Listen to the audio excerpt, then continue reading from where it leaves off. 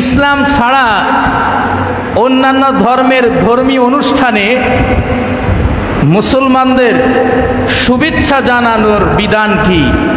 যেমন দুর্গা পূজা ইত্যাদি। এবার হিন্দুদের, বৌদ্ধদের, খ্রিস্টানের, ইসলাম ছাড়া যে কোনো ধর্মের ধর্মীয় অনুষ্ঠান বা উৎসবকে শুভেচ্ছা জানানো, এর শরীয় বিধান কি? এর জবাব হলো, হিন্দুদের দুর্গা পূজা সহ ইসলাম ছাড়া অন্যান্য ধর্মের সকল ধর্মীয় অনুষ্ঠানে শুভেচ্ছা জানানো হারাম এবং কুফরি। হারাম এবং কুফরি।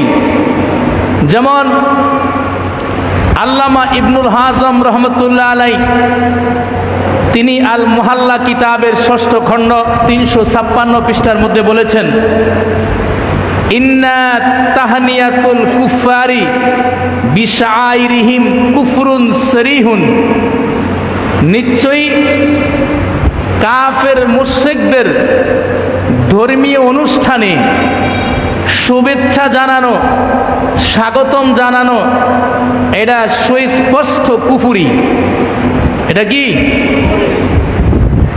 ইবনে তাইমিয়া তিনি তার ইক্তেদাই সিরাতে মুস্তাকিমের ১ম খণ্ড ৪৯০ পৃষ্ঠার মধ্যে তিনি বলেছেন, মান হানাহুম বিঈদিহিম ফাকাদ রাদিয়া বিকুফরিহিম ওয়ার রিদা বিল কুফরে কুফরুন। যেই ব্যক্তি, যেই মুসলমান ইসলাম ধর্ম গ্রহণ করার পরে বিধর্মীদের কোনো ধর্মীয় অনুষ্ঠানে সে শুভেচ্ছা জানাবে, স্বাগতম জানাবে, অভিনন্দন জানাবে, এই অভিনন্দন, শুভেচ্ছা, স্বাগতম জানানোর দ্বারা বোঝা যায় সে তার ওই ধর্মীয় অনুষ্ঠানে সে সন্তুষ্ট আছে। কি আছে? একজন একটা অন্যায় কাজ করতেছে, আপনি যদি বলেন হ্যাঁ করো করো অসুবিধা নাই, তাইলে বোঝা যায় আপনি ওই অন্যায় কাজে কি আছে, আপনার মতামত বা আপনার মত আছে। আপনিও চান যে অন্যায় কাজটা হোক, ঠিক কিনা? তাহলে যে অন্যায় করে, যে অন্যায়কে সমর্থন করে, এটাই সহযোগিতা করে, সেও অন্যায়কারীর সমান অপরাধী। ঠিক না বেঠিক?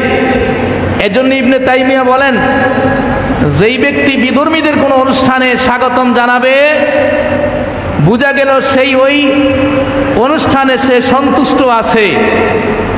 আর ওই সন্তুষ্টির কারণে সে যদি শিরিক করে, যেই ব্যক্তি সন্তুষ্ট হয়ে তাকে স্বাগতম জানালো সেও শিরিক করলো।